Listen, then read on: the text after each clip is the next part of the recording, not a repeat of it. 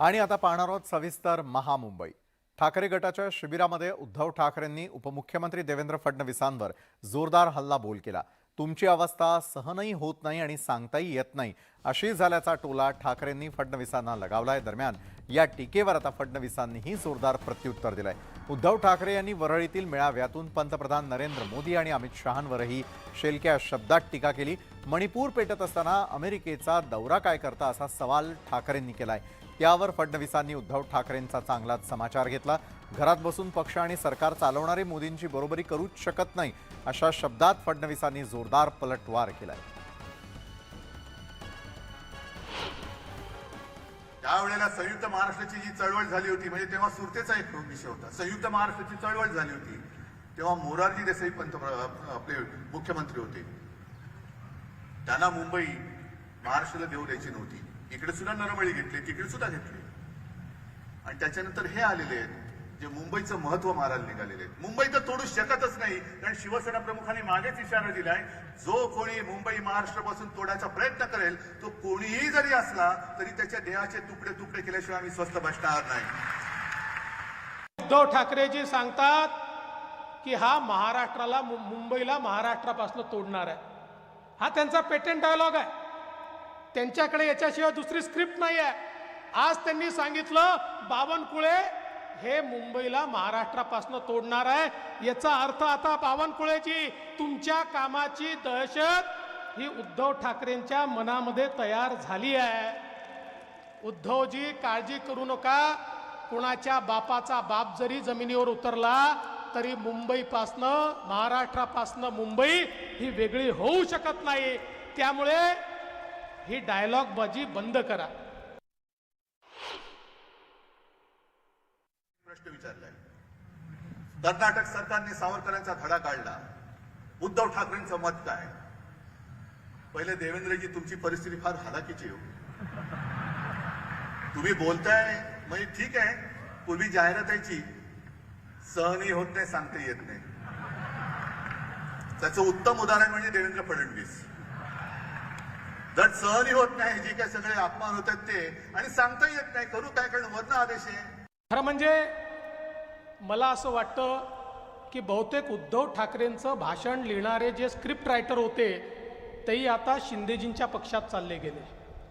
त्यामध्ये काँग्रेस राष्ट्रवादीकडनं उधारीवर त्यांनी स्क्रिप्ट रायटर आणले आहेत आणि त्यामुळे त्यांची जी स्क्रिप्ट आहे, आज म्हणाले देवेंद्र फडणवीसांची अवस्था अशी आहे, त्यांना सहनही होत नाही, सांगता येत नाही।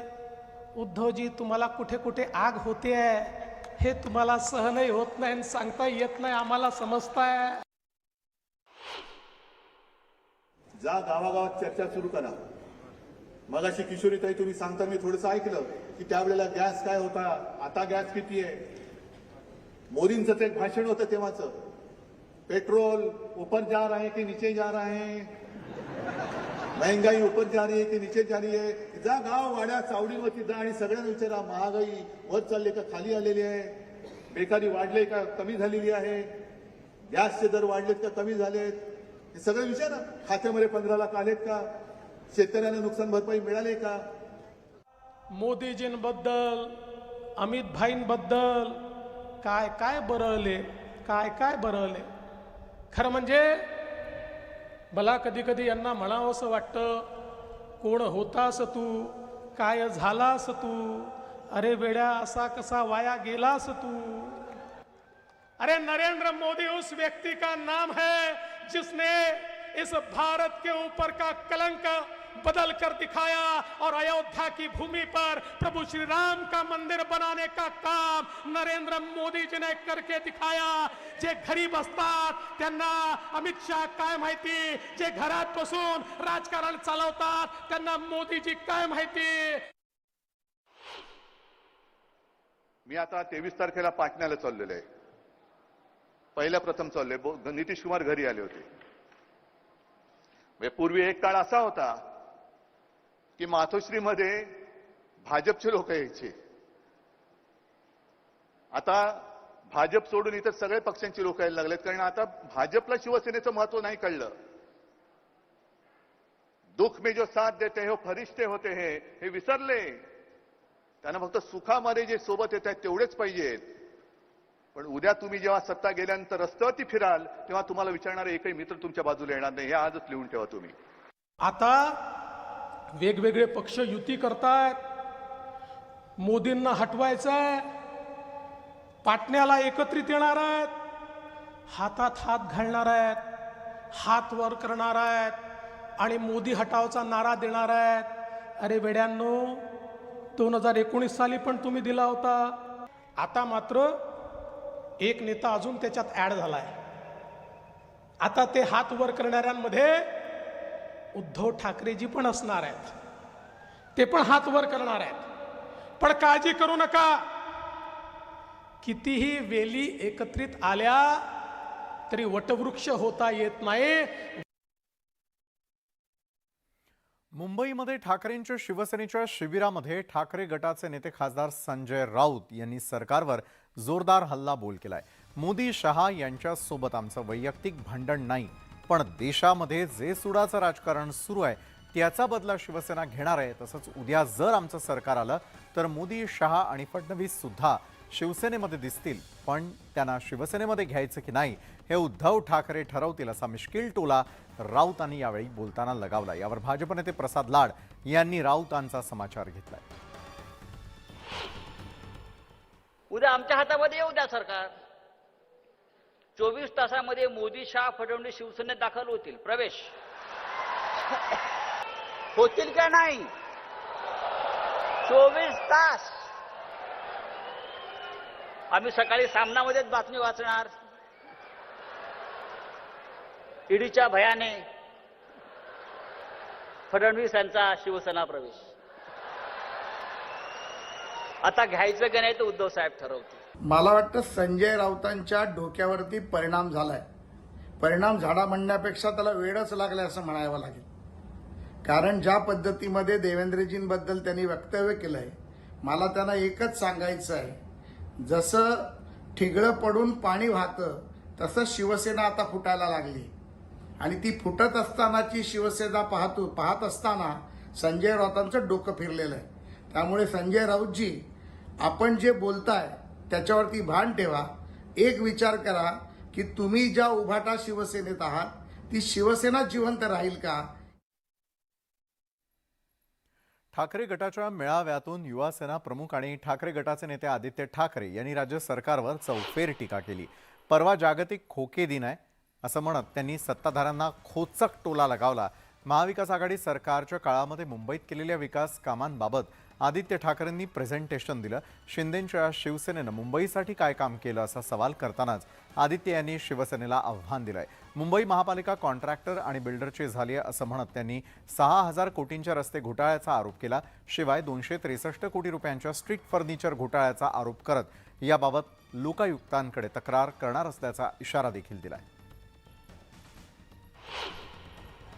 मुंबई महानगरपालिका जे आज घटनाबाह्य मुख्यमंत्री आहेत त्यांच्या बिल्डर आणि कॉन्ट्रॅक्टर मित्रांची झालेली. आत्ताचे जे प्रशासक आहेत ते आणि त्यांची पूर्ण टीम, जे काही मुख्यमंत्र्यांकडून फोन येईल, जे काही त्यांच्या बिल्डर मित्रांकडून फोन येईल, जे काही आजूबाजूच्या मंत्रालयातल्या बिल्डिंग मधून फोन येईल, त्यांना हो हो हो करतात आणि मुंबईची वाट लावत आहेत. शिवसेना ठाकरे गटाच्या विधान परिषदेच्या आमदार मनीषा कायंदे यांनी अखेर शिवसेना शिंदे गटात प्रवेश केलाय. मुख्यमंत्री एकनाथ शिंदे यांच्या उपस्थितीत त्यांनी ठाण्यातील आनंद आश्रम इथे शिवसेना शिंदे गटात प्रवेश केला. प्रवेश केल्यानंतर त्यांनी ठाकरे गटावर जोरदार हल्लाबोलही केलाय. गेली अनेक वर्ष प्रतीक्षा केली, मात्र उद्धव ठाकरे यांनी काय केलं असा सवाल त्यांनी केला. शिबिरात असलेले अनेक जण शिंदे गटामध्ये प्रवेश करणार असल्याचा दावाही कायंदे यांनी केला. दरम्यान मुख्यमंत्री एकनाथ शिंदे यांनी मनीषा कायंदे यांची सचिवपदी नियुक्ती केली आहे. माननीय उद्धवजी ठाकरे यांनी पक्ष पुनर्बांधणी, नवीन लोकांना संधी देणं, पण केवळ दोषारोप करणं आणि आत्मपरीक्षण न करणं की लोक पक्ष सोडून का चालले, याही पुढे अनेक लोक जे आज तिकडे प्रशिक्षणाला होते त्यातलेही अनेक लोक येतील, कारण त्यांना माननीय एकनाथजी शिंदे यांच्यावर विश्वास आहे. मनीषाताईने सांगितलं की 2.5 वर्ष 3 वर्ष हे सगळं बंद होतं, सगळं ठप्प होतं. सगळी कामं जी देवेंद्र फडणवीस जेव्हा मुख्यमंत्री होते त्या काळात सुरू झालेली बंद केली. मी डिटेलमध्ये जात नाही. मग मेट्रो असेल, इन्फ्रास्ट्रक्चर प्रकल्प असतील, सगळे असतील. पण आम्ही आल्या आल्या जलयुक्त शिवार असेल अशा योजना सगळ्या सुरू केल्या. आणि म्हणून लोकांना माहिती आहे की कोण काम करणार आहे. आणि म्हणून आज मनीषाताईंनी प्रवेश घेतलाय. ब्रेक नंतर आपण पाहताय महामुंबई. शासन आपल्या दारी अभियानाच्या धर्तीवर आता सरकार रेशन आपल्या दारी उपक्रम सुरू करणार आहे. अन्न व नागरी पुरवठा मंत्री रवींद्र चव्हाण यांनी ही घोषणा केली आणि त्यामुळे शासन आपल्या दारीनंतर आता रेशन आपल्या दारी योजनेवरूनही राजकारण तापण्याची शक्यता आहे. शासन आपल्या दारीनंतर आता रेशन आपल्या दारी. अन्न आणि नागरी पुरवठा मंत्री चव्हाण यांची घोषणा. मुंबई ठाण्यात व्हॅनच्या माध्यमातून शिधा वाटप करणार. विरोधकांच्याकडून उपक्रमावर संमिश्र प्रतिक्रिया. सरकारच्या शासन आपल्या दारी या अभियानाला मिळणाऱ्या भरघोस प्रतिसादानंतर आता सरकारनं याच धर्तीवरती शिधा वाटपाचा सुद्धा उपक्रम सुरू करण्याची तयारी केली आहे. राज्याचे अन्न आणि नागरी पुरवठा मंत्री रवींद्र चव्हाण यांनी याबद्दल माहिती दिली. अन्न नागरी पुरवठा या विभागाच्या माध्यमातून सुद्धा शासन आपल्या दारी या उपक्रमाच्या माध्यमातून प्राधान्य कुटुंबांना रॅशन हे वेळीच मिळालं पाहिजे या दृष्टिकोनातून प्रयत्न हा सातत्याने केला जातो. मुंबई असेल किंवा MMR रिजनमध्ये मोठ्या प्रमाणामध्ये असणाऱ्या प्राधान्य कुटुंबांना रॅशन वेळीच मिळालं पाहिजे यासाठी शासनाने मोबाईल व्हॅनच्या माध्यमातून त्यांना रॅशनचा पुरवठा करण्याचं योजलं आहे. खरं तर शासन आपल्या दारी या योजनेवर विरोधकांच्याकडून टीका होतीये. लाभार्थ्यांचा मुद्दा असो किंवा खर्चाचा विषय, विरोधक सातत्यानं शासन आपल्या दारी या अभियानावर टीका करतायत. पण आता रेशन आपल्या दारी उपक्रमावर मात्र महाविकास आघाडीच्या नेत्यांकडून संमिश्र प्रतिक्रिया येत आहेत. सरकार गोंधळलेलं आहे. सरकारला काय करू आणि काय नाही आपल्या विरोधी असणारी असंतोष कमी करण्यासाठी हे समजेना झाले. त्यामुळं अशा सगळ्या गोष्टी चालू आहेत. एकंदरीतच सरकारनं आता ठाणे आणि मुंबईत घरपोच शिधा वाटपाचा निर्णय घेतलाय. या निर्णयामुळे शिधाधारकांना दिलासा मिळण्याची शक्यता आहे. पण या उपक्रमाची अंमलबजावणी होणार कशी हे पाहणं मात्र महत्त्वाचं आहे.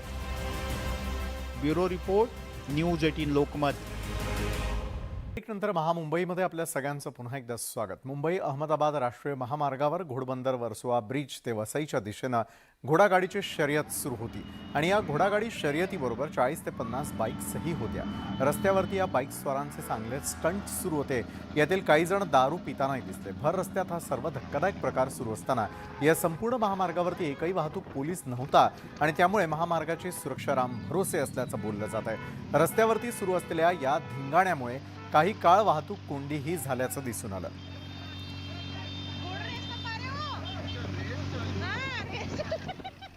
तर या होत्या संपूर्ण दिवसभरामध्ये मुंबई आणि उपनगरात आतापर्यंत घडलेल्या अतिशय महत्त्वाच्या घडामोडी, ज्यांचा सविस्तर आढावा आपण महामुंबईच्या माध्यमातून घेतला. तर आजच्या महामुंबईमध्ये वेळ झाली तुम्हा सगळ्यांचा निरोप घेण्याची.